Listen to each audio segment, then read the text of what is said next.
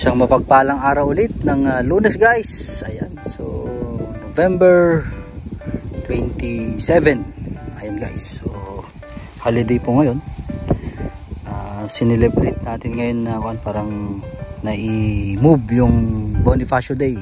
Ayan guys, so kamusta kayo guys, mga ka-prepper, mga ka-agri, ka-farmer, ka-mais.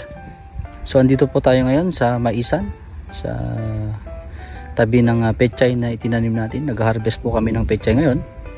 Kasama natin si Tatang at saka si Pidnap. At ito ang pag-usapan natin ngayon, itong mais. Ayan guys, so pang 30 days niya noong Sabado, kasi may 31 ng October. Kasi ito po itinanim natin noong October 26, araw ng Huwebes noon. So 26 kahapon pero 31, so 31 days kahapon. Ito guys, so meron lang akong gusto kong i-share sa inyo regarding sa po, sa kagandahan o kainaman ng pagtatanim ng sweet pear. Ito po yung variety ng sweet pear na East West Seed Philippines. Ito po, sinubukan po natin noon. O maalala nyo po yung pinitas natin noon na sweet pear sa may kubo-kubo, sa mayroong bakod na area. Nasubukan po natin doon yung pagtatanim na dalawang butil sa isang apak. Ito po ngayon, sinubukan po natin ang tig-isang apak o tig-isang butil sa every apak. At malaki po ang difference at malaki po ang kaibahan. At makikita natin dito sa puno ng mais. Ito kasi ang sabi ng mga bihasa sa pagmamais at saka sa experience na rin natin, na napatunayan natin sa mga sinasabi ng mga bihasa, na pag nagtanim ka at ang mais mo is medyo malalaki yung puno niya, diyan po magbabase yung laki din ng bunga. So nag-start po tayo mag-focus mag-farming yellow corn tapos sweet pear noong 2018. So ito po, naranasan po natin na yung mga experience natin doon is mas maganda po talaga ang isang butil every apak.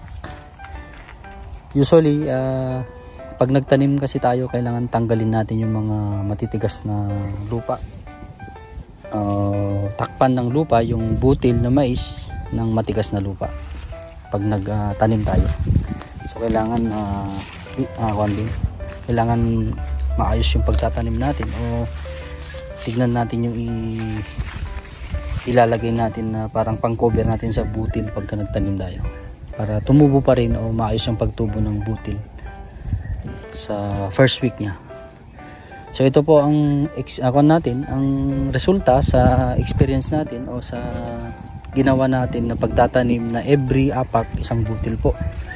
Naway sana may awa ng Diyos na sana ma-bless po tong tanim natin, na maging okay po yung resulta ng bunga niya o sa ani natin. Magwa 1 month noong Sabado.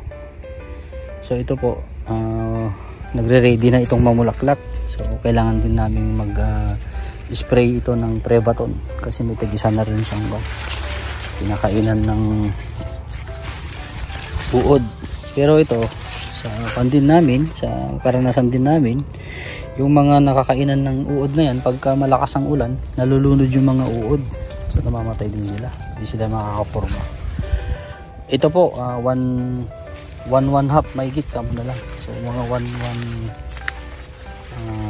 1/2 o kulang na gano'n. So konti na lang kasi yung sobra ng 1 kilo noon. Mahigit 1 kilo lang po itong nauna. Mayroon pa doon sa kabila. So ang inabuno namin dito, ang nilagay namin na fertilizer po dito is nagbasal po kami ng 1620. Pero usually po nagbabasal po kami ng 1414. Pero yun yung available lang na basal namin yun. 1620. Tapos nag side dress po kami ng pang 3rd week mga siguro 18, mga ganun. Less than 3 weeks po kami nag-abono na ng side dress. Ang side dress po namin dito is ratio mix ng triple 14 at saka urea. Yun po yun. So pinaghalo namin 1:1. So yun lang po. Tapos sabay ko na rin, nagtatanggal kami mano-mano ng damo o weeding. Natural weeding po tayo, hindi tayo naglagay ng herbicide ngayon dito sa mais na to, sa sweet pearl natin. So nabay kwan, medyo maganda po ang ani natin sana. May awan Diyos na bigyan tayo ng okay na ani sa magiging resulta nito sa mga bunga niya sa mga susunod na araw. So ito po ang harvesting po nito, ang araw po ng harvesting nito. So ito po, mag-start po tayo ng 62. Yan, between 62 to 69 days. So may 1 month po tayong aantayin pa, mahigit 1 month na aantayin before tayo mag-harvest. May awan Diyos. Kung ito po, sabi ko kanina, kung tatanungin nyo po kami, mas effective, mas malalaki yung puno ng mais pagka isa-isa lang every apak. Isang butil, every apak na pagtatanim. Ito po mano-mano po ito. Nandun po sa video natin. Kalabaw po yung ginamit natin na pinang-araro sa eras niya o sa linya niya. So guys, so hanggang sa muli dito muna at kita-kits ulit sa next episode natin. Maraming salamat mga kamais, mga ka-farmer, mga ka-agri, mga ka-prepper, mga kasaka. God bless po, mabuhay na lahat. Salamat po.